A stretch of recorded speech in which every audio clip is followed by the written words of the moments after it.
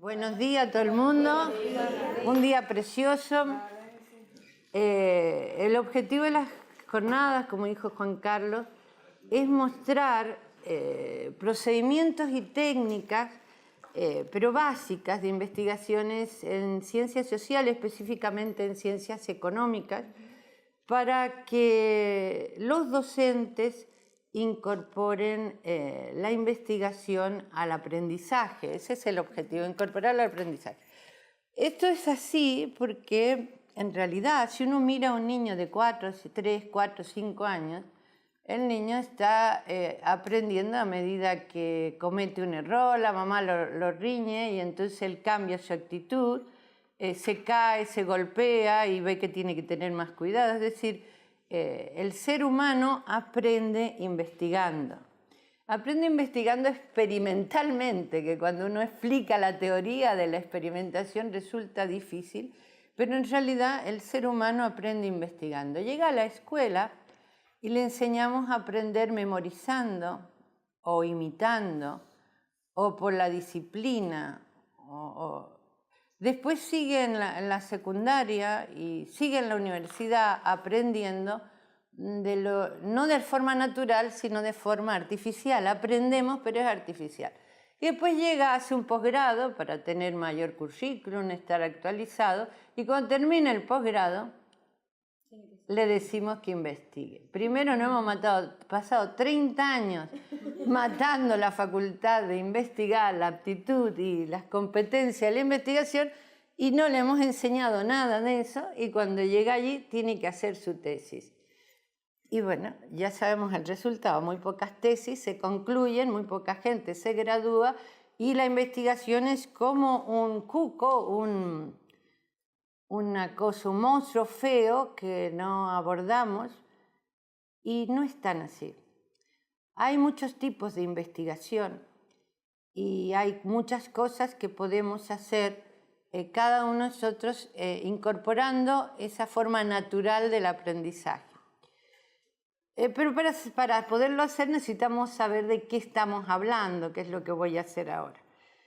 En esta primera sesión yo quería explicarles eso, de qué investigación hablamos, porque hay la investigación periodística, la investigación criminalística de los CSI, por ejemplo, de la investigación en ciencias básicas, con aparatos, pero nosotros tenemos que hablar de la investigación en ciencias sociales y una cercana a vosotros, a la ciencia de los profesores de esta facultad y del contexto de Mendoza. Y vamos a ir hablando, perfilándola, de cómo encontrar una investigación cercana, accesible y gratificante para vosotros. Yo creo que es posible porque ya lo hemos hecho con otros alumnos, así que tiene que ser posible aquí. Aparte, como dijo Juan Carlos, yo soy una egresada de la ONC hace 40 y pico años, pero soy una egresada aquí. Así que yo me siento en mi casa y muy agradecida que se me haya invitado a hacer estas actividades. Estoy muy contenta. Inmediatamente después vamos a hablar por qué la investigación es una habilidad fundamental para el siglo XXI. O sea, por qué lo necesitamos y por qué tiene una importancia social enorme. O sea, no solo para aprender de otra forma, que es nuestra tarea como docentes, sino que la sociedad lo necesita y no lo tenemos. No lo tenemos de forma suficiente. Hablaremos un poquito del papel de la difusión científica. En otra sesión vamos a empezar a desarrollar los distintos pasos que tiene una investigación, porque la investigación es un conjunto de técnicas, de pasitos secuenciales, organizados sistemáticamente. Es decir, que se hace una cosa, se hace otra y después se hace una tercera, y eso se hace siguiendo una secuencia con una organización precisa. Entonces vamos a hablar de esos pasos. Después vamos a hablar de algo que se acordaba ella que hice hace como 10 años en otra universidad. Vamos a explicar cómo se busca, las búsquedas, cómo funcionan las búsquedas, cómo buscar las palabras claves para encontrar lo que buscamos, y vamos a hablar de bases de datos de revistas, revistas académicas de fácil acceso, y vamos a hablar de los proyectos de investigación. Yo quiero concluir las jornadas que vosotros sepáis cómo armar un proyecto de investigación. Cuando uno sabe cómo armar un proyecto, puede hacer una tesis, puede escribir un artículo, puede presentarse a una convocatoria, y en definitiva eso es lo que vamos a comentar hoy. En 3 clases hemos pensado, una de hoy, el fin de semana que viene, como es un fin de semana especial de puente, no vamos a hacer clases, yo les voy a poner tareas en Econet para que lean. La investigación en ciencias sociales se empieza por leer. Y después de que uno ha leído mucho, se sienta con el ordenador y escribe, pero sistemáticamente. Pues si uno escribe antes de haber leído, lo que está haciendo es un ensayo, una novela. Es bueno eso, pero no es investigación. Así que yo les voy a dar material para leer en este fin de semana largo. Y después vamos a tener 2 sesiones más a la vuelta de ese fin de semana. Y siempre les voy a estar dejando cosas para leer, que a lo mejor no las pueden leer durante las jornadas, pero sí después, les va a quedar para después repasar. Bueno, vamos a ir a este tema. Uy.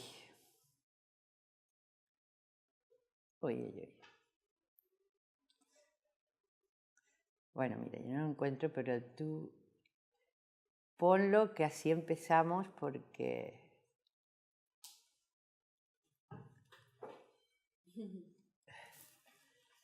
Resulta que se hizo un estudio acerca de las habilidades que se debían reunir en el trabajo. Se hizo en el Instituto de Fénix, tal como se pone ahí, son esas habilidades, herramientas. Y entonces, fijaros que la primera es competencia de síntesis, es decir, una serie de datos o conceptos aislados que el que tiene que explicarlo los conecta entre sí, le da una lectura de conexión y lanza un mensaje, tanto oral como escrito. Esa es una competencia muy importante. Están los hechos, las ideas aisladas, alguien las mira y las lee y lanza un mensaje que sintetiza y une esos conceptos aislados. El otro es el de la inteligencia social. Es decir, poder descubrir ante públicos diversos cuáles son los objetivos prioritarios y ordenarlos.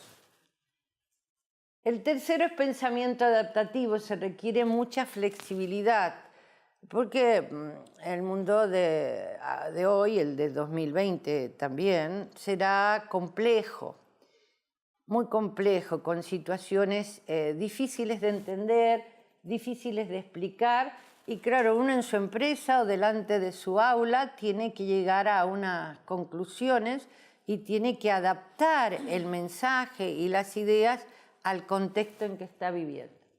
También una serie de competencias interculturales. Aquí, por ejemplo, está empezando el fenómeno. En Barcelona empezó hace tiempo y no existía cuando yo estudié.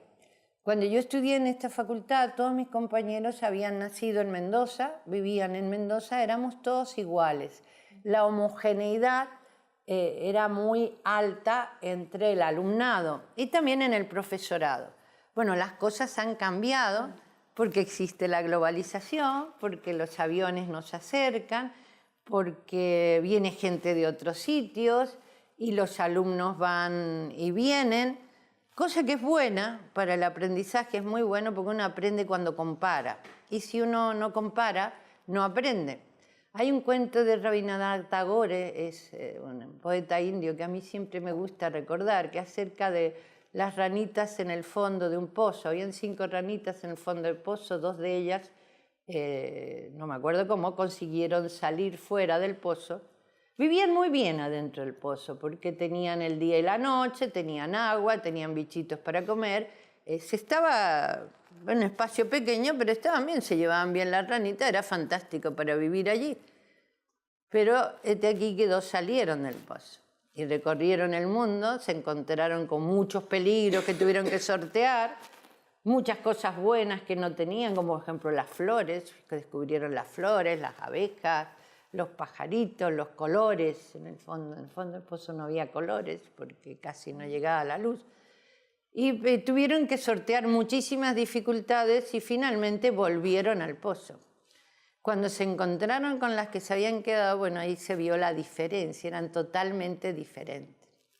Por eso digo que es bueno que hayan alumnos que van y vienen y que se haya ampliado, que tengamos clases heterogéneas. Aún no se notan mucho en Mendoza, como les decía, está empezando el fenómeno. En Barcelona nosotros teníamos alumnos de 60 países diferentes.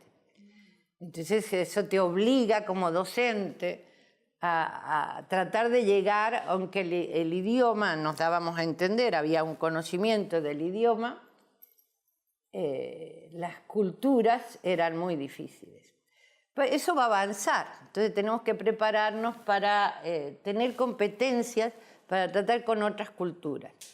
Y es difícil de cuando se viene un entorno muy homogéneo. Este es un entorno homogéneo, es bueno por un lado, pero sabemos que va a cambiar. De hecho, hay gente que está trabajando en la internacionalización de esta facultad, así que va a ir cambiando. Vamos a tener personas que quieren aprender y quieren debatir, que son diferentes.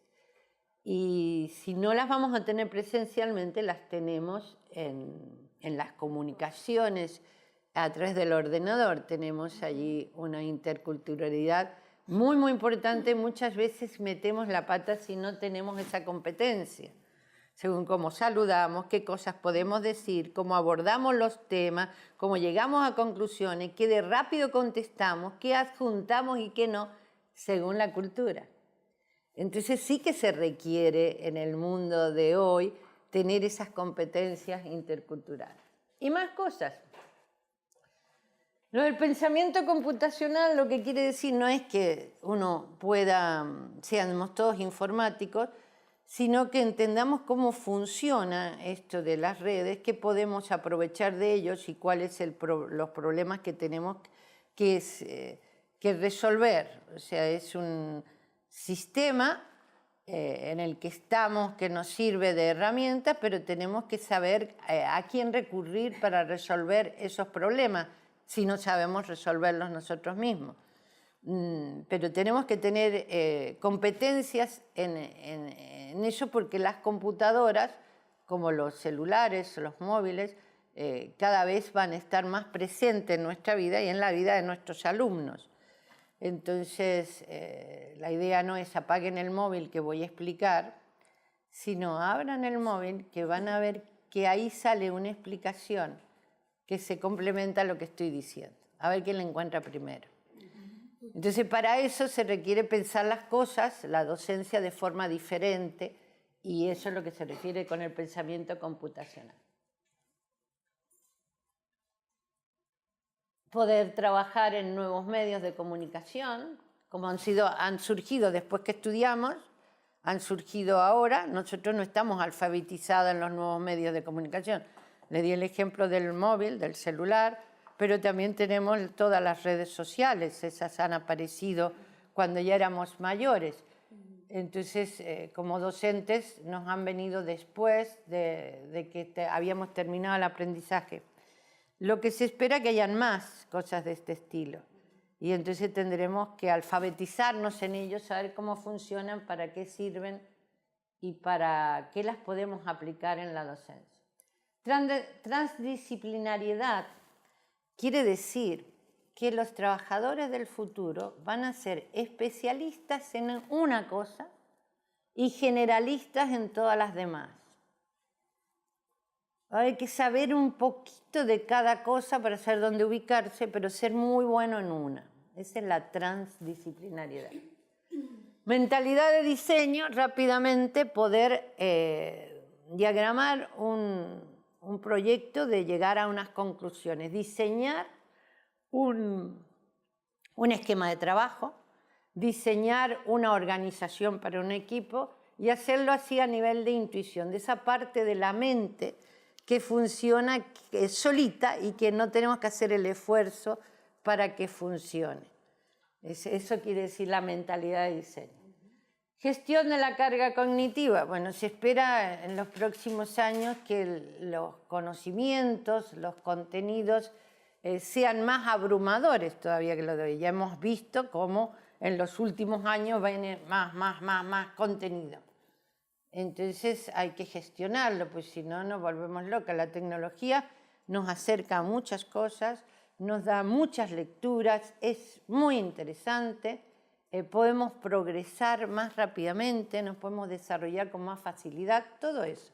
Pero el día sigue teniendo 24 horas y cada uno de nosotros necesita dormir sus 8 horas, necesita tiempo para el esparcimiento, para la familia, o sea que lo que no tenemos es tiempo.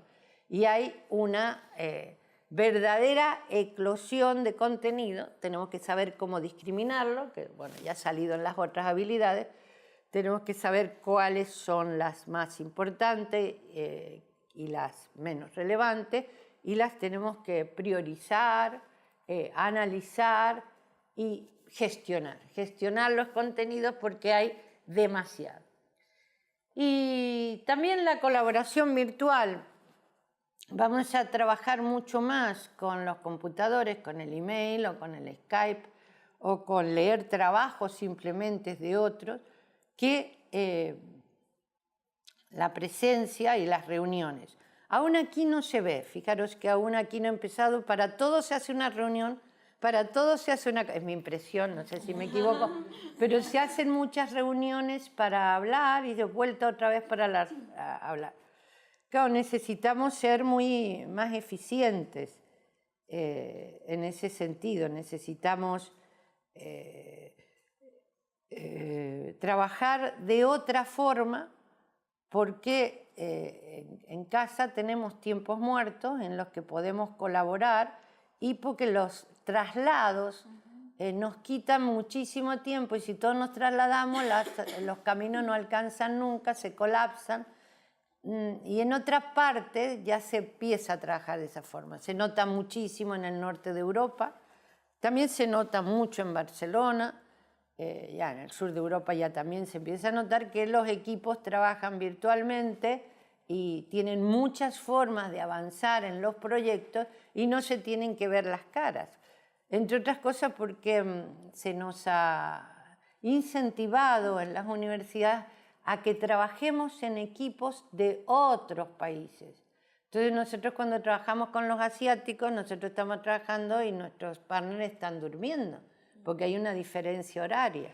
Pero en lugar de agobiarnos llamándolo en Skype, bueno, nos mandamos cosas, las leemos con tranquilidad, analizamos, se puede trabajar y con estas tecnologías, no tenemos necesidad de trasladarnos. Y entonces hemos ido teniendo más trabajo virtual. Si tenemos que vernos, si puede vernos, nos veremos en algún momento, nos reunimos, que aparte siempre es grato, pero por una cuestión de eficiencia, en tratar de prolongar el tiempo de trabajo, tenemos más trabajo virtual que el que aquí hay. Por eso sé que aquí va a avanzar necesariamente. Bueno, esas son la novedad, que todas estas tienen que ver con la investigación. O sea, de 12 habilidades que el informe señala, hay 10, o sea, casi todas. Es un porcentaje muy alto, se necesita la investigación. Y vamos a aprender durante toda la vida. Hasta hace poco tiempo había la época de estudio, después venía el trabajo, después venía la jubilación. A lo mejor todavía algo de eso queda en algún sector, en algunas personas. Pero ya se ve que no hay esa jubilación. Yo misma me he jubilado y yo sigo en la investigación. Y no soy una cosa excepcional. En Europa hay algunos países que tienen un gran desempleo en los jóvenes, el 50%, por ejemplo, en España y también en Italia, en Grecia, en Portugal, sur de Europa tiene un desempleo del 50% en los jóvenes. ¿Y qué hacen los jóvenes cuando están desempleados? O viajan, o estudian, o se preparan, consiguen otro trabajo, la empresa quiebra, se quedan otra vez sin trabajo. Sí, en Europa las empresas quiebran y cuando las empresas quiebran la gente no sale a hacer piquete. Lo que pasa es que piensan que se equivocó ese empresario. Finalmente alguien se equivocó porque no ha obtenido la rentabilidad suficiente y ha habido un error de decisión gerencial. Es obvio que es así. Entonces se buscan otro trabajo, empiezan de nuevo, crean su propia empresa en base a su experiencia. Es decir, se está trabajando y aprendiendo durante toda la vida. Y las jubilaciones cada vez están más largas porque vivimos más años. Los que nacen hoy vivirán 120 años. Los que van a nacer hoy en Europa van a vivir más de 100 años. Entonces es imposible que un Estado que mantenga a esas personas durante 40 o 50 años. Es totalmente imposible. Habría ¿qué impuestos podríamos tener? Encima hay un envejecimiento de la población bastante considerable. La base que aporta eso es cada vez menor. La base es menor y además hay, como las personas se mantienen vivas pero no vegetativas, hay una experiencia importante en todo esto de la investigación y la docencia. Dicen que es una cosa fácil, pero tenemos 30 años difícil, después es fácil. Los primeros 30 años bastante difícil porque está aprendiendo a hacer eso. Entonces, los viejitos tienen una gran experiencia, no los podemos perder. Entonces, vamos a ir aprendiendo durante toda la vida. Y la investigación garantiza ese aprendizaje transversal de muchas cosas. Sé que lo necesitamos la investigación a nivel personal, sigamos adelante, a nivel personal y también a nivel social. Esto es muy importante entenderlo porque yo digo aprender, enseñar, investigar. Aprender a investigar, enseñar a investigar. Son las dos caras de la misma moneda, porque cuando uno aprende, disfruta enseñando eso que aprendió. La investigación, entender lo que es investigar, hacerse preguntas, es un signo de vitalidad que nos hace estar vivos permanentemente y nos hace entrar en muchos temas que a lo mejor no son exactamente el que estamos especializados. Pero la investigación nos enseña a hacer preguntas. ¿Por qué no funciona esto?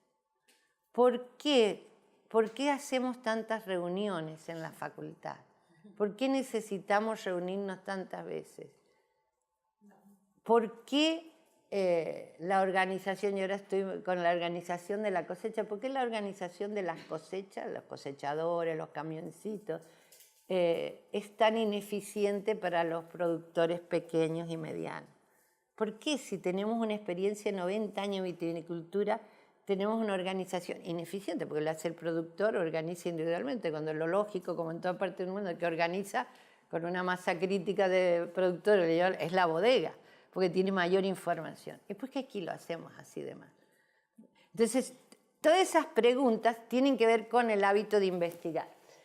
Y les decía que aprender a investigar nos lleva necesariamente a enseñarles. Descubrimos lo bueno que tiene y lo mucho que nos divertimos, porque si ustedes hablan con cualquier investigador, está en lo suyo, le encanta, no duerme, no come, la familia se queja, pero él está feliz en lo que está haciendo, se ha metido, te metes en ese tema y cada vez te gusta más. Y entonces, como te gusta, lo quieres transmitir. Y nos acerca siempre a otros investigadores, otros locos como uno, y allí es donde uno aprende, a ver, yo estoy viendo este problema, pero cuando el problema lo veo muchas veces, al final no lo veo. No veo la raíz del problema, porque lo tengo tan visto. La mente humana se cansa, acordar lo que les decía antes, el ser humano tiene que dormir todos los días, tiene que comer, los días siguen teniendo 24 horas o menos, dicen por allí que nos engañan, que la vida pasa más rápido, y entonces no tenemos tiempo ni capacidad, la capacidad de observación se agota, somos humanos. Nos vamos a morir, es una cosa que no nos damos cuenta, pero va a pasar. Y somos humanos, nos agotamos. Entonces estamos viendo un problema y a lo mejor la raíz del problema no la vemos. pero si discutimos problemas similares con otras personas que lo han mirado de forma diferente, ¡clac!, descubrimos por dónde encontrar el problema, porque lo han mirado de forma diferente. Y nosotros no es que seamos más tontos o no lo veamos, sino que nos hemos acostumbrado a ese problema y estamos metidos dentro del problema y no podemos ver el problema en sí mismo, el núcleo del problema. Entonces eso es muy bueno.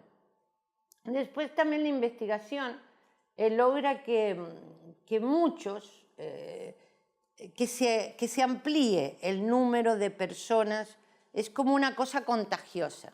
Se empieza a contagiar, se reproducen y hay muchos que están mirando cómo investigar. Y cuando hay muchos, como ocurre en los países nórdicos, por ejemplo, que tienen un porcentaje elevado de investigadores, un porcentaje elevado de ciudadanos que tienen un PhD, un doctorado o una maestría y han defendido sus tesis, pues la calidad de la sociedad aumenta.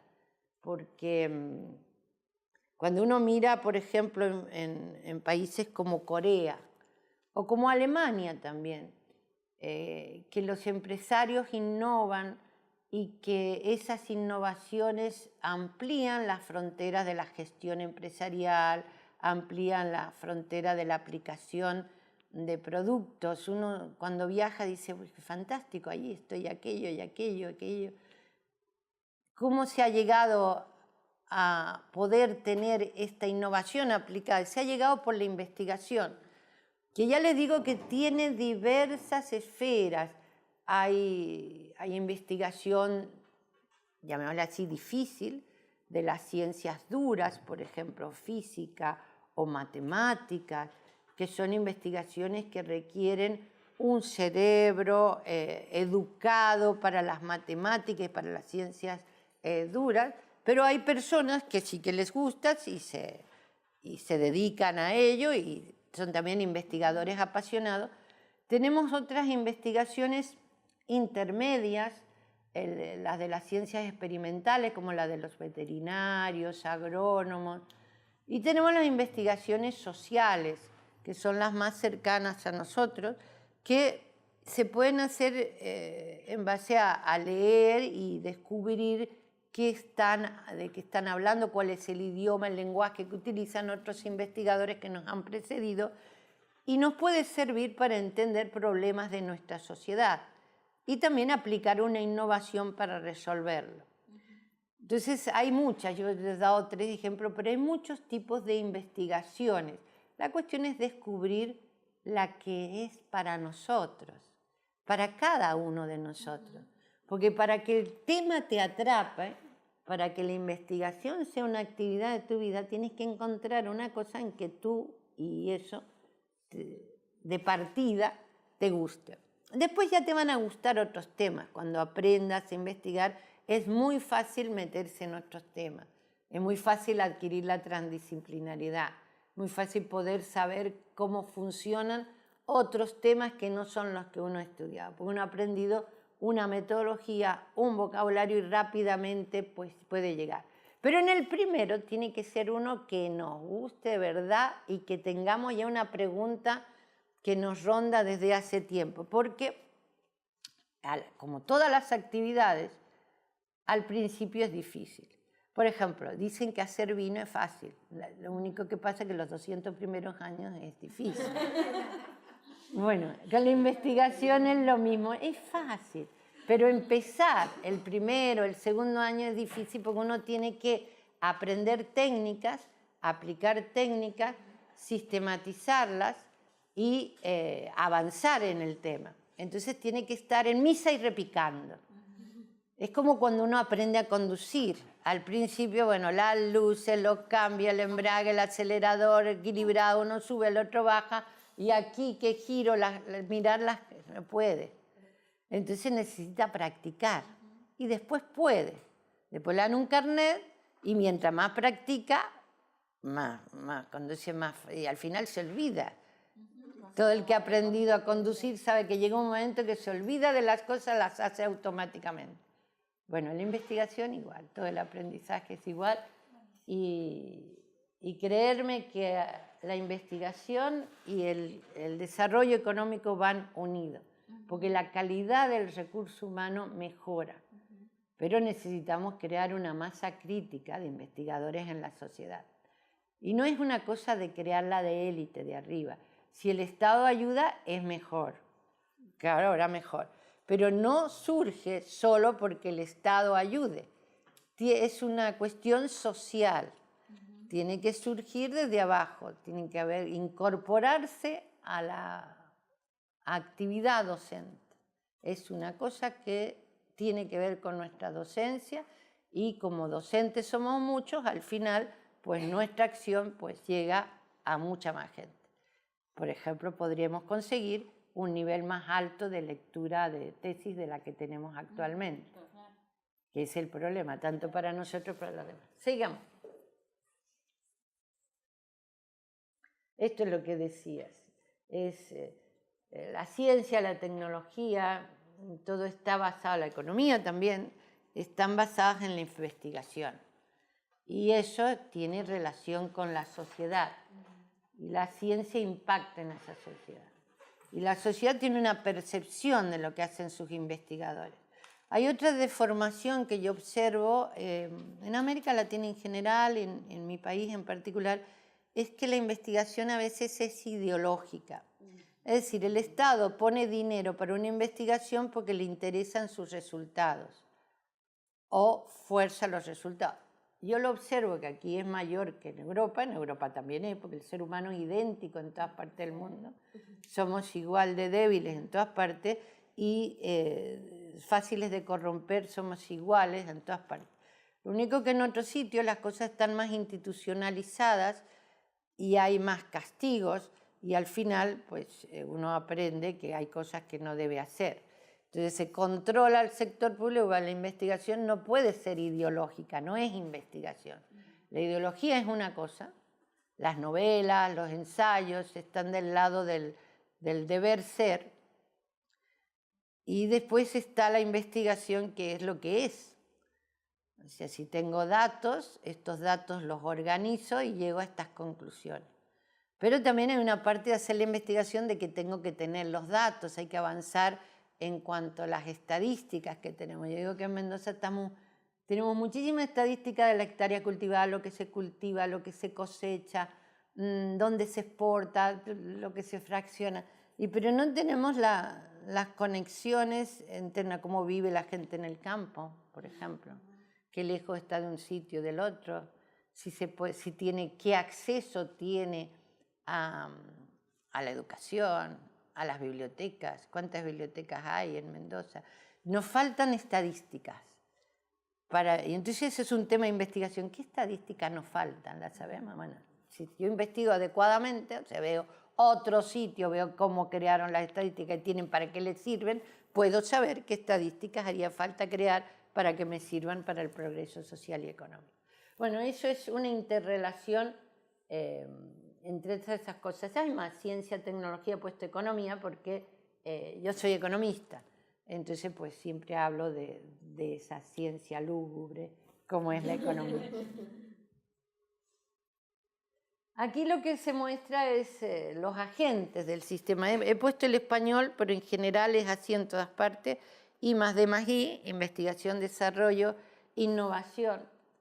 Llamamos sistema ciencia, tecnología, empresa, a todos esos centros tecnológicos, los organismos públicos de investigación, como las universidades, en España son las universidades, los clústeres empresariales, los parques científicos y tecnológicos y centros especiales tecnológicos que articulan un sistema de ciencia, tecnología, empresa.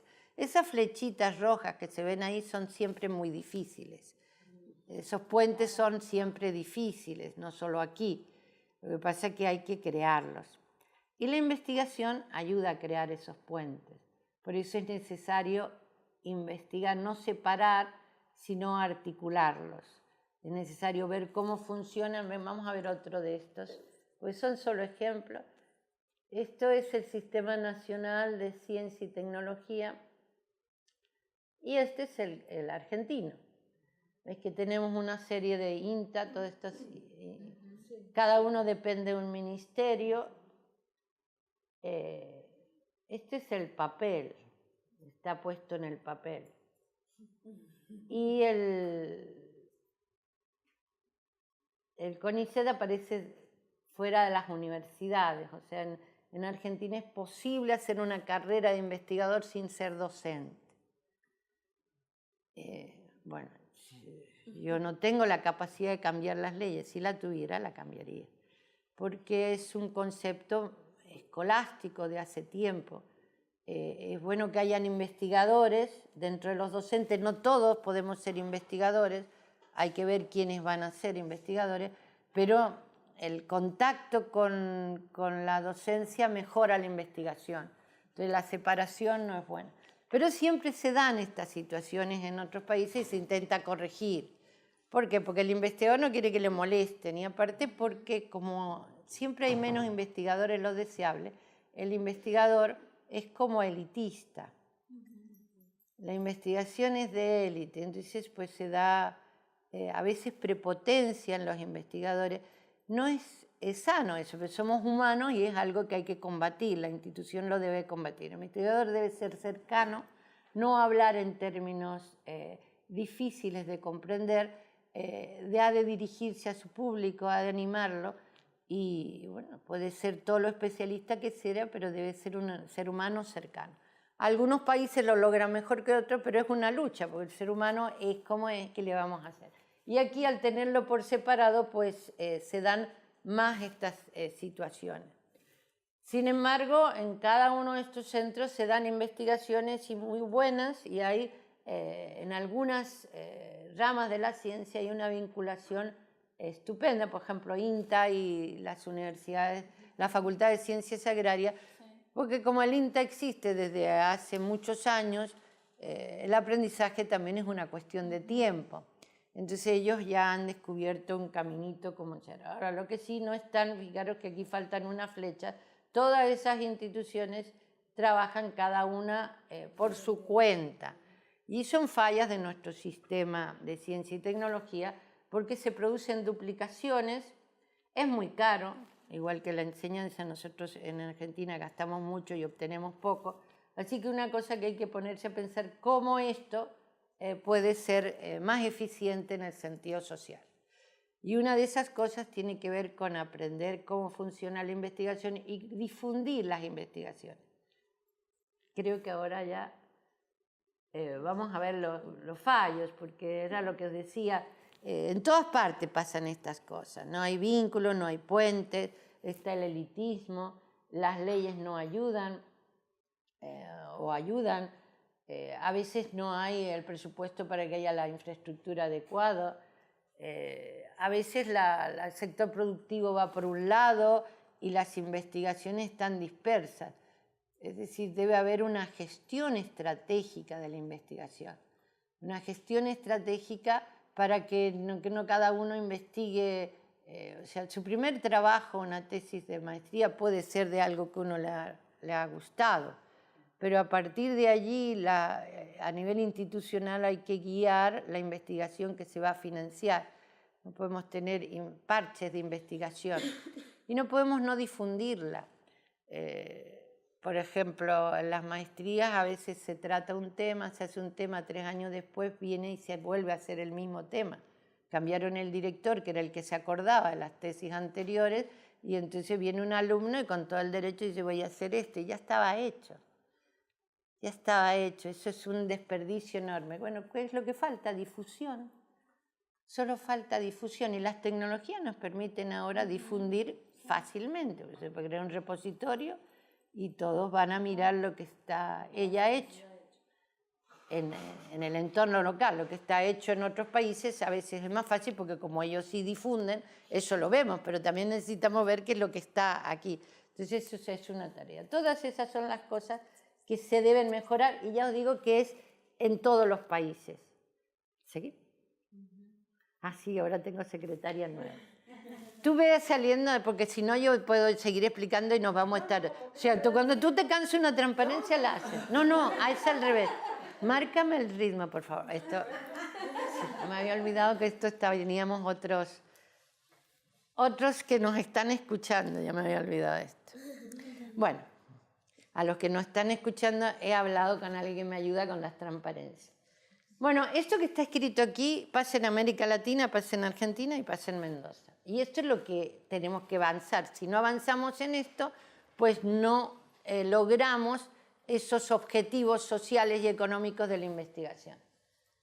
No les voy a contar nada nuevo, porque no hay suficientes redes. El investigador está aislado. No se avanza en eso de la interdisciplinaridad. Por ejemplo, no hay habitual grupos de investigación. Se trabaja en solitario, por eso de que si yo estoy solo, yo hago lo que yo quiero y nadie me mandonea. Es muy típico de Latinoamérica y muy típico de nuestro país. Pero resulta que estamos en el mundo interconectado, hiperconectado, y nosotros queremos hacer las cosas solos. Y entonces por eso los otros que se juntan nos ganan siempre. No podemos hacer las cosas. Nuestras fuerzas como individuos son muy limitadas. Entonces tenemos que ser grupos dentro de la disciplina, tenemos que ser grupos interdisciplinarios de varias universidades. Pero ya sabéis, hay celos, resquemores, te mueven el piso. Bueno, todo eso que pasa va mal, tenemos que cambiarlo. ¿Y por qué no tenemos tantos recursos? Somos muy ineficientes en la gestión de esos recursos porque cada uno hace algo y no ve lo que ha hecho el otro, no hay redes y necesitamos redes. En la investigación básica, generalmente, la que hace el CONICET está muy bien estudiada y es de excelencia, la verdad que lo hacen bien. Pero otro tipo de investigador, otro tipo de investigación no se apoya. Yo siempre doy el ejemplo de la orquesta. Por ejemplo, ¿vieron qué genial es Barenboim? Es un director de orquesta genial a nivel internacional, genial en su personalidad, en su contenido. Él es genial y tiene muchos músicos, cada uno es genial en lo que hace, aunque no luce tanto. Entonces en la investigación siempre están las estrellas, la vanguardia, pero tiene que haber la orquesta, porque si no Barenboim sin la orquesta no es nada. ¿Qué haría? Sería una animación, pero no saldría música.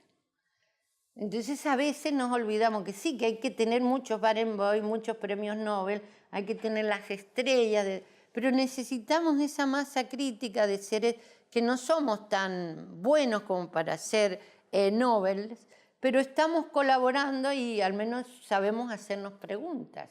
Y esas preguntas las escribimos en algunos sitios, nos leen otros y llega alguien que va a contestarlas. O sea, tenemos que trabajar en crear directores tan buenos de orquesta como Barenboim, pero crear la orquesta. Eso no son las investigaciones básicas, sino dentro de la orquesta supongamos que los violinistas somos nosotros los de ciencias económicas. Bueno, fijaros estos resultados, son las últimas cifras que tenía yo del 2007, pero valen. Hay muchos países que a la investigación, a la I+D, dedican poco. Nosotros somos dentro de todo uno de los que más, ¿no? Pero es muy poco porque se necesita una participación más importante. Pero de todas formas lo importante de esto es que esto se desperdicia, como ya veremos. Sigamos.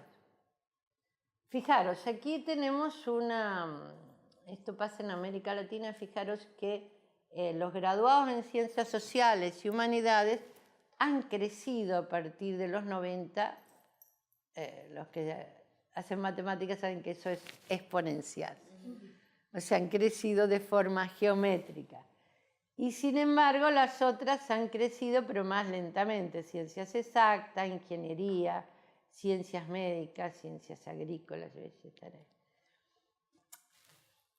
Esto es una realidad, es un problema para la ciencia y tecnología, evidentemente, porque necesitamos, en América Latina necesitamos ingenieros en informática, ingenieros en obra civil, ingenieros de bueno, ellos se llaman de caminos aquí.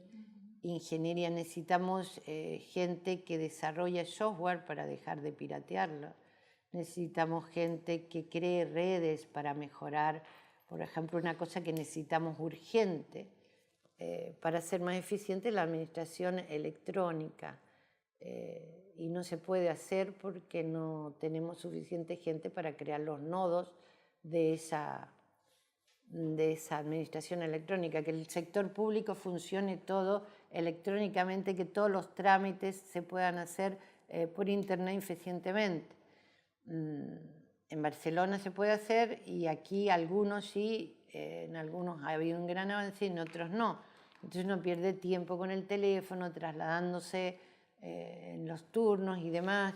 Entonces tenemos que avanzar en ello. Bueno, no avanzamos porque no tenemos suficiente gente capacitada para que los cree.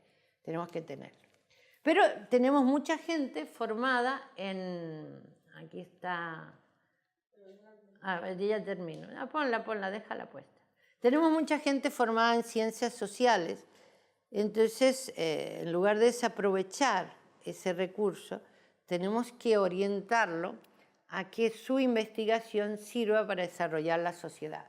O sea, esto cae en una gestión estratégica. Tenemos una masa crítica de graduados en ciencias sociales y si tenemos en cuenta cosas que les he dicho, que la investigación no ha de ser sociológica, ha de estar orientada al desarrollo económico, tenemos que hacer masas críticas, trabajar en redes y resolver los problemas del contexto. Y no mucha gente que va a Europa a estudiar, esa es una deformación de los profesores de allí, evidentemente su tesis se hace del tema que le interesó al director de tesis, va el alumno de acá, el director de tesis allá, que una estrellita en la investigación le dice, haz esto porque si no, pues... Y eso es malo porque ese chico tiene que investigar una cuestión de contexto, una labor de allí y de aquí que hay que hacerla. La investigación debe ser volcada a una necesidad del contexto local. Tiene que ser rigurosa, evidentemente, no estoy diciendo que...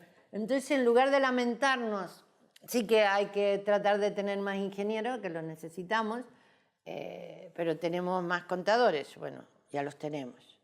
Aprovechemos esa masa crítica y hagamos una investigación más adecuada al contexto local, con menos estrellato, a lo mejor no va a tener demasiados premios para resolver problemas locales, que es lo que necesitamos. Cuando lo hagamos muchas veces vamos a tener más posibilidades de desarrollo. Aquí está el ranking de universidades, lo he puesto simplemente, bueno, es viejo, pero sirve para ver que Brasil, México, Brasil, Chile, Brasil, la UBA. 291. Ha ascendido, porque como es del 2007 está mejor. Pero fijaros, ¿por qué esto es así? Porque en Brasil hace tiempo que empezaron a darle importancia al sistema de ciencia y tecnología y lo han seguido manteniendo a pesar de las crisis. Nosotros hemos empezado hace 7 años y por eso ese desfase. Tenemos que seguir ese camino. Brasil quizás lo que tiene es una elefantiasia en determinadas cosas, es muy caro el estudio, no tenemos que imitar a Brasil, tenemos que seguir en el camino de la investigación, pero es mejor que imitemos países más austeros y más efectivos. Ahora se puede, Brasil lo hizo empezó en una época que no existían las redes y era mucho más caro y más difícil. Nosotros ahora tenemos la oportunidad, solo hay que saber cómo utilizarlas en su propia investigación, que eso es lo que se trata. Venga, sigamos.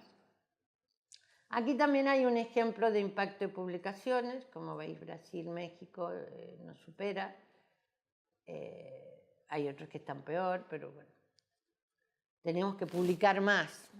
¿Por qué los argentinos nos gusta tanto hablar y lo hacemos tan bien? Sobre todo los porteños tienen una labia increíble. Y cuando escribimos no nos sale bien. Es una pregunta que no sé contestar. Sigamos. Aquí están los doctores en ciencia, está comparado en América Latina, doctorados de Brasil, los doctorados de México y los doctorados de Argentina. No habían datos para todos los años como aquello, pero fijaros que Hay una diferencia significativa en estos años. Ya les digo que en los últimos ha cambiado, pero no mucho. Fijaros cómo está. ¿Qué nos pasa? Tenemos miedo a la ciencia, o sea, nos ponemos metas muy ambiciosas. Al ponernos metas ambiciosas fracasamos más y el fracaso nos duele. Y como somos, no lo volvemos a intentar. O sea, fijaros, la investigación tiene que ver con el contexto y con la psicología de los que investigan. Eso lo tenemos que tener claro. Si ponemos leyes perfectas y los ciudadanos son imperfectos, que nunca van a llegar. Vamos a tener una ciudadanía frustrada, resentida, no feliz. No es bueno. No es bueno de ninguna de las maneras tener una ciudadanía en ese sentido. Bueno, acabo ya mismo. Tenemos mucho trabajo por hacer en ese sentido. Hay que saber cómo llegar a concluir la tesis. Y hay muchos trucos aprendiendo de México y aprendiendo de Brasil. ¿Quedan más para ver? Pasémoslas rápidamente. Bueno, esto es lo que quería decir, ya acabo. Lo ideal sería introducir la investigación según la madurez del discente, en el nivel inicial, en el nivel secundario, en el nivel universitario. Es decir, en el nivel inicial menos contenido y más profesor, más experimento y sobre todo mejor desarrollo de la expresión oral, conferencias que tienen que dar los chicos y también la escrita. Tienen que escribir un tema. Para mañana ver este tema, 4 frases que van a decir solitos. Después en el nivel secundario hay que ver cómo, que es difícil eso, en el secundario tenemos un trabajo inmenso, los chicos están revolucionados, dicen malas palabras todo el rato, no quieren estar ni sentados, la verdad que ahí tenemos un trabajo inmenso, pero tenemos un problema inmenso. En Argentina solo el 30% de los que estudian secundaria se gradúa. Esa es la base de nuestra sociedad, el secundario. Necesitamos que suba al 70%. Entonces, a ver cómo lo incorporamos. Se habla de centros de interés, temas de interés, menos contenidos que instrumentos, menos exámenes. Yo encuentro que la secundaria en Argentina está cargada de exámenes. El examen solo sirve si es un input más de aprendizaje, pero no sirve para evaluar, y menos en múltiples opciones. Y lo hacemos es más fácil, tenemos muchos alumnos, bueno, ahí es donde tenemos mucha tarea. En nivel universitario también hay exámenes. Es preferible que hagan investigaciones cortas, hagan presentación de papers, organicen debate. Tú me dirás, si yo tengo 500 alumnos, ¿cómo voy a hacer lo que dice? Bueno, podemos hacer debates, en donde ellos mismos tengan que, 2 equipos de debates, y ellos mismos tengan que juzgar a ver quién un tema lo hizo mejor. La idea es que sean ellos los que trabajen y no nosotros, que no los corrijamos, que se corrijan entre ellos, que la realidad de lo que expongan les dé la medida de su conocimiento. O sea, menos examen y más cosas. Hay formas de hacer debates virtuales y cada vez que alguien hable que fundamente sus opiniones. Es muy importante aprender a fundamentar y no repetir, y no tartamudear, que puedan hacer sujeto, verbo y predicado. Sujeto, verbo y predicado. Bueno, se empieza desde allí. Lo que llegamos no lo podemos cambiar. Bueno, pero esa es la tarea. Ardua, ¿no? Pero también es un desafío. Venga, va, que ya es hora de... Esto es la conclusión, que el gasto en ciencia y tecnología es menos de la mitad que en los países desarrollados. Hay muy pocos investigadores, una cuarta parte. En nuestro país está más retrasado que los 2 grandes, y está súper desarticulado, solo se funciona si el Estado pone dinero. El 70% de la investigación viene del Estado y el 30% del sector privado. En Alemania es a la inversa. Y por eso se sostiene. Porque si el Estado no tiene recursos, ahora ¿qué pasa con los maestros? No se les puede pagar porque no hay recursos. Para tener más recursos hay que cobrar más impuestos. Y si cobramos más impuestos tendremos menos empresas y habrá más trabajo en negro. Así el Estado no puede financiarlo. Tienen que financiar también la sociedad y las empresas. Y la sociedad y las empresas tienen que ver lo bueno de la investigación, porque los investigadores aplican y resuelven problemas de las empresas, no problemas propios. No inquietudes propias, le resuelven problemas a las empresas. Y por último, no patentamos, no publicamos, no difundimos. Entonces estamos siempre empezando. Cada investigador empieza como de cero. Y eso es, por eso somos tan ineficientes. Bueno, todo esto es lo que hay que cambiar. Y ahora vamos a ir a... Bueno, esto la voy a colgar allí para que lo podáis ver. Debe quedar un par más. Que las cosas están cambiando. Y entonces hay que darle impulso a esto. Están cambiando porque por supuesto que era tan evidente que han habido los cambios que se tenían que hacer. Se está en ese proceso de cambio. No estamos en la situación de los 80, sino que se está cambiando. O sea que esto también hay que verlo como una oportunidad. Esto que yo les digo, hay mucha gente que lo piensa. Entonces vosotros estáis en un contexto amigable para hacer la investigación. Es un mensaje optimista. ¿Qué problema tienen los libros? Los libros tienen el problema, son más genéricos, que son costosos y entonces el autor tarda tiempo en escribirlo, pero lo que está publicado por las editoriales ha pasado por un proceso de selección, digamos que eso está consolidado. Me sirve para ver las raíces y el tronco del árbol. O sea, los libros, habrá que buscar los más recientes, a ver qué es lo que hay en la librería, habrá que buscar a ver qué podemos encontrar por el Google Libros, Google o por Amazon, habrá que ir a librerías, otras librerías o a las ventas de libros. Hay que llegar a ver 5 o 6 libros de referencia del tema, que van a ser muy genéricos, pero van a dar las raíces del árbol, van a dar pistas. A veces en las bibliotecas universitarias no tienen los libros más recientes. ¿Por qué los recientes? El más reciente de un tema me va a resumir todo lo anterior y me va a ahorrar tiempo.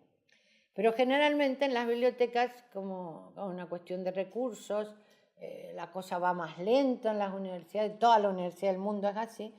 Entonces voy a tener un clásico, pero me sirve, son las raíces. A partir de ese clásico yo puedo hacer búsquedas utilizando Google para encontrar un autor más actualizado. Y si no lo encuentro en esa biblioteca, que sepáis que existe el préstamo interuniversitario. Ir a la biblioteca y decirle, necesito este libro. Lo pueden ustedes pedir. Con Google también podemos encontrar dónde está ese libro. Y decirle, mira, necesito este libro, está en Córdoba. Puedes pedir. Hay recursos, pero necesitamos ver los libros. Los libros no son las referencias, el listado de referencias que vamos a hacer no es de los libros, pero los libros, la Wikipedia y estas webs, que os digo, estas 3 cosas, nos van a servir para poder enfocar el tema y esas preguntas que os dije, qué consecuencias, de dónde viene este tema, quiénes han trabajado, para empezar nos sirve, digamos, las búsquedas previas, la previa a la investigación. Y ahora que podamos contestar esas preguntas que os puse, las consecuencias, qué otros fenómenos hay, cuál es el concepto del tema, que las podamos contestar por escrito, las tenéis que contestar por escrito y leerlas para ver si están todas las palabras, todas las comas. Ahora estamos listos para buscar lo que se llama la literatura relevante. Siempre vamos a ir a fuentes primarias. ¿Qué quiere decir? Como decía la compañera, no el periódico. Pero el periódico me sirve porque estoy leyendo un periódico que hace mal escrito y todo eso, que dice, ha salido un estudio sobre tal cosa que lo presentó el IERAL. Me está dando un dato que el IERAL tiene un estudio que tengo que ir al estudio. La nota periodística me informa del estudio y mi fuente primaria es el estudio. No alguien que habla de ese estudio, como el artículo. Tengo que ir a las fuentes primarias. Tengo que priorizar. Priorizar quiere decir poner en primer lugar, no quiere decir solo eso, pero poner en primer lugar las lecturas revisadas por pares, revistas referenciadas, revistas que lo que se publica ahí se lo han leído especialistas y ha habido unos filtros y los especialistas tenemos cierto prurito, conocemos el tema y si no está encaminado no lo dejamos publicar o lo mandamos al autor para que lo revise. Eso es simplemente lo que decía. Entonces, priorizar esas lecturas porque lo que nosotros intentamos no perder demasiado tiempo, entonces no vamos a ir leyendo lo que decía al principio, ideologías, opiniones. Es bueno leerlo para nuestra formación y para cultura, pero nos va a llevar mucho tiempo hasta descubrir por dónde van esas raíces, ese tronco y esas ramas del árbol.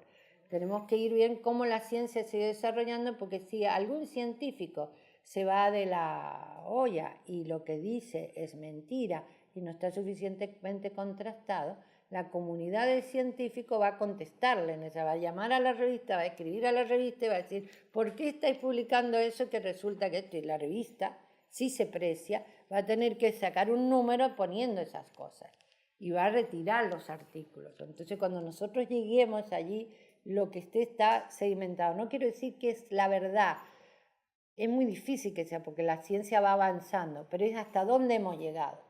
Y vosotros tenéis que partir de ahí. Entonces, priorizar esa lectura. No quiere decir que no vais a leer revistas que no estén revisadas por pares, pero que si tenéis una y la otra, primero eso quiere decir priorizar. Y vais a evitar, para buscar literatura relevante, lo que se llama prensa popular o revistas populares, porque eso es refritos de otras cosas. Eso puede ser fundado o puede ser no fundado, puede ser hecho con intención editorial o intención comercial, o puede ser hecho por alguien que no sabe de qué está hablando, entonces está haciendo un resumen, mal resumen, y está haciendo perder tiempo. Así que hay que ir a esa fuente y hay que encontrarla. Yo como veo, no sé si es muy tarde. No, las cosas ¿Verdad? no tienen tiempo ustedes. Bueno, voy a seguir un ratito más. Voy a seguir un ratito más, entonces después lo dejamos. No, pero es que de golpe pensé como no tengo. Vamos a seguir. ¿Cuáles son esas fuentes primarias? Esas fuentes primarias, hablamos de fuentes primarias. Estudios específicos, informes específicos que se hayan realizado sobre mi tema. Entonces estamos pensando tema que yo ya he definido bien el tema, por eso lo tengo que hacer antes, estudios específicos sobre mi tema.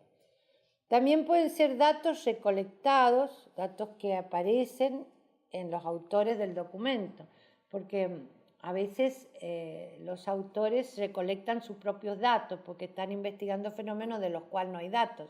Entonces realizan un estudio de campo, recaban unos datos y están publicados. Esos datos también son primarios. Son importantes estas fuentes primarias porque si están bien hechas, si son de autores reconocidos en revistas referenciadas, se explica la forma en que hicieron la investigación. Se explica la metodología. Yo la tengo que leer porque si yo voy a hacer una cosa parecida, la metodología es parecida. Se explican los resultados que se han hallado también. También te ayuda a ver que el método es claro, es transparente, está aceptado por la comunidad de científicos y está hecho con los procesos, las técnicas de la disciplina que estamos. No está alejado, va a misa, digamos. Va a misa. También tenéis que saber que la revisión por pares, la revisión por otros investigadores, hay varios tipos de revisión. Hay una que se llama revisadas ciegas, que es la que se considera más adecuada porque los que revisan no saben a quién evalúan y los evaluados no saben quién los están evaluando. Es buenísimo, pero esas son las revistas, por ejemplo, que recolecta el Elsevier y son de pago, difícil de acceder. Entonces, si llegáis a esas, son perfectas. Hay otras que no son revisadas por pares, pero también nos sirven. Entonces, este ejercicio ya lo hacen, hay bases de datos de revistas que nos ayudan mucho. Por ejemplo, Dialnet, no tengo cómo escribirlo, que lo vea. Dialnet, que es una base de Dialnet, no, Dialnet es con I de puntito, Dialnet. Es una base de datos que surgió en la Comunidad Autónoma de La Rioja, España, y ahora es una fuente de referencias muy importante de la comunidad hispanohablante. Y después esta sí es con Y, Redalic, esa I es con Y, que es latinoamericana, pero también es muy importante. Hay muchas otras, está Cielo,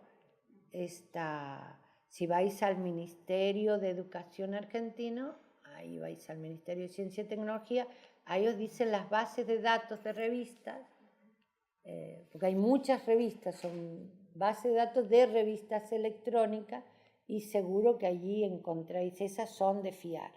Algunas serán revisadas a ciegas y otras no, pero esas son revistas académicas. Y la otra forma de encontrar o empezar a encontrar es buscar en Google, el Google es normal, pero con algún truco. Cuando yo empiezo, tengo 2 trucos para hacer. Cuando no sé nada de nada, yo les digo a los alumnos 2 trucos. Uno, buscar las transparencias que haya utilizado algún experto, y el otro, buscar los escritos de algún experto. Y el Google me permite en sus búsquedas avanzadas discriminar por país de origen, discriminar por fecha de la publicación, pero en estas primeras etapas se puede discriminar por el archivo. Es decir, ¿qué hacen los profesores? Cuelgan en internet las transparencias. Algunos profesores las cuelgan, pero no se puede ver ahora por el problema técnico. Ya os las mandaré. Pero generalmente todos los conferenciantes y todos los que van por el mundo explicando cosas suelen colgar no el trabajo en sí, pues nosotros necesitamos el trabajo, pero sí suficientes datos que nos van a dar palabras clave para encontrar el trabajo o vocabulario clave para encontrarlo. Entonces yo discrimino, pongo búsquedas avanzadas de Google, pongo el tema que quiero buscar, puedo decir también en búsqueda avanzada lo que no quiero buscar, por ejemplo, no quiero webs comerciales, no quiero .com, no quiero eso, pero me voy a tipo de archivo y le digo búscame los terminados en PPT, o sea, .ppt son las transparencias. Las leo y de allí voy viendo a dónde me llevan, voy aprendiendo a dónde me llevan. No son las referencias, pero me llevan. Y la otra discriminación que hacemos, después que nos cansemos de las PPT, es .pdf.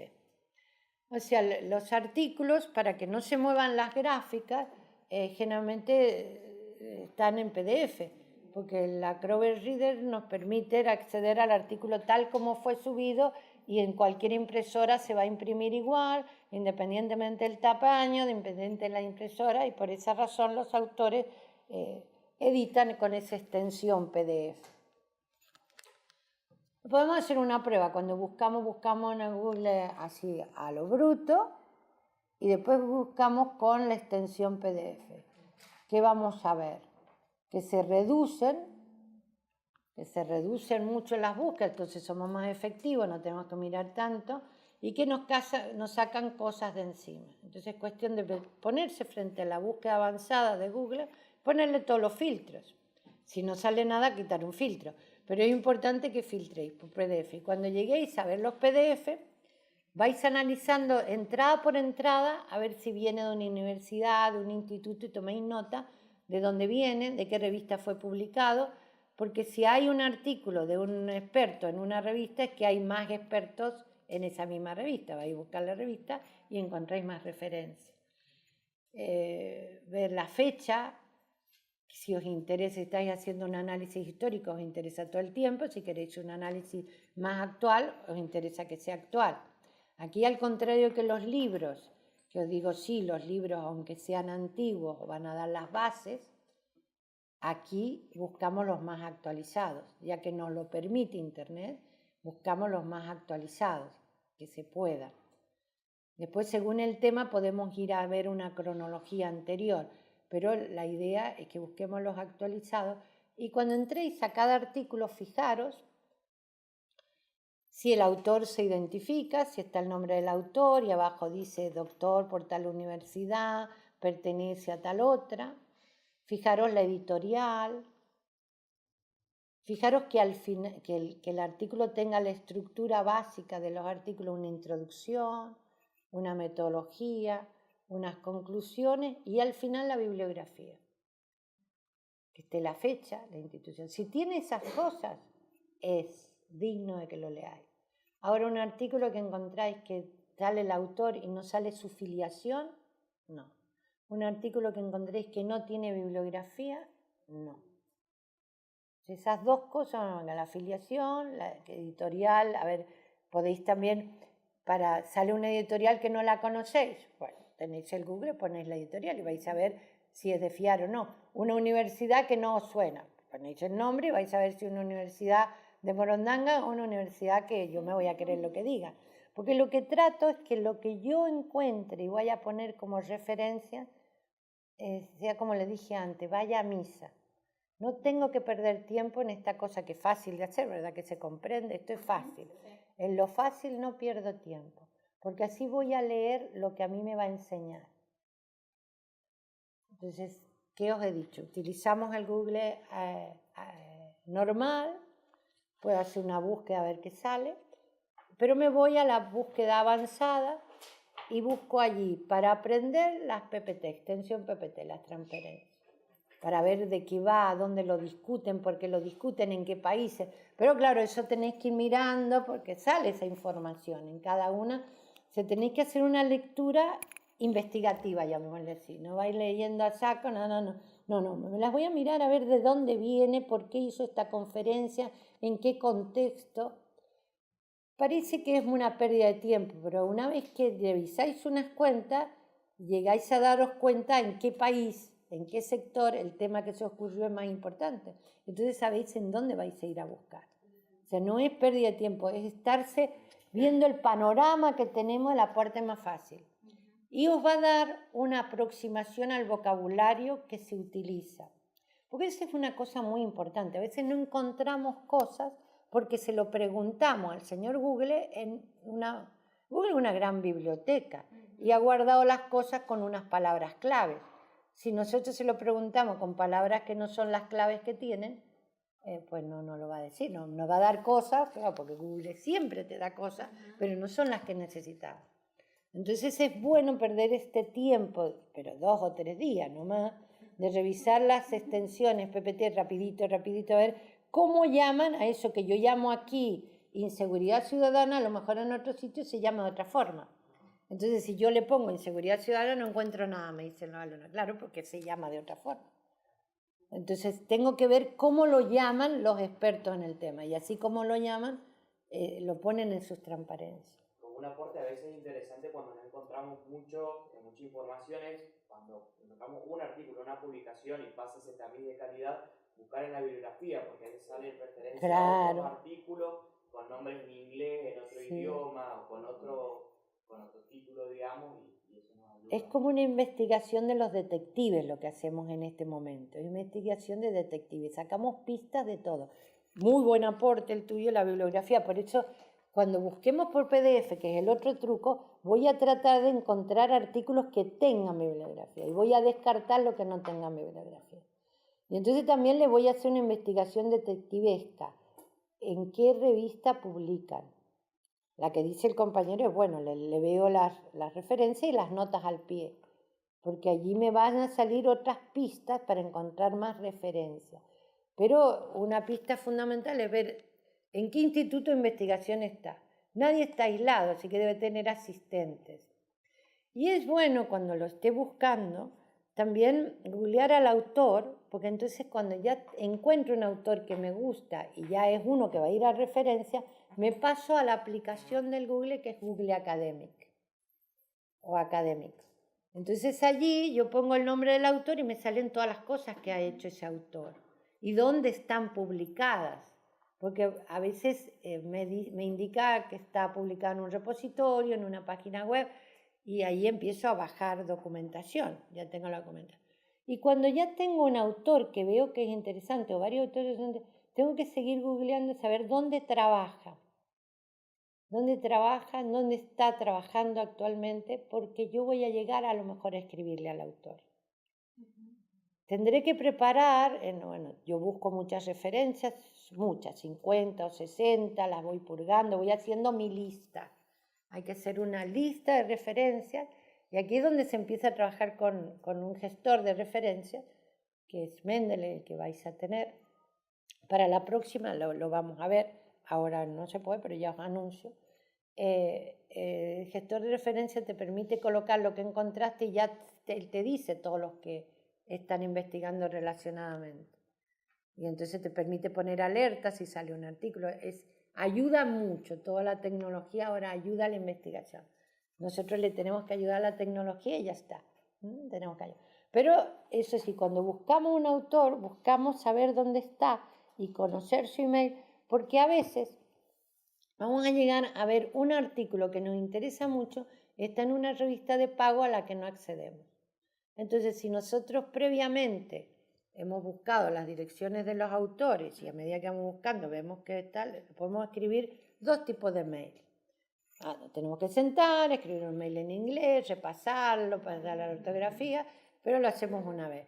Uno, para pedirle un artículo que nosotros sabemos que ya tiene publicado y nosotros, como estamos en un sitio de provincia que mi universidad no accede a esa publicación, sí tiene la amabilidad de enviármelo porque estoy investigando este tema que me interesa. Me lo mandaremos una vez, a los 15 días otra vez, a los 15 otro día, al final algo cae. ¿Vale? Y también, de paso, vamos a escribir uno similar para pedir artículos no publicados todavía. Mire, he leído de usted esto, yo estoy haciendo una investigación de esto que estoy dispuesto a compartir si a usted le interesa, porque lo estoy haciendo desde aquí, le contamos nuestra vida, hacemos una cosa grave.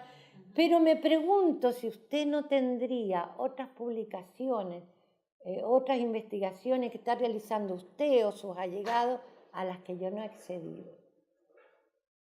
¿Nunca lo vas a enviar? Sí, yo las he enviado. Parece que ha de ser constante.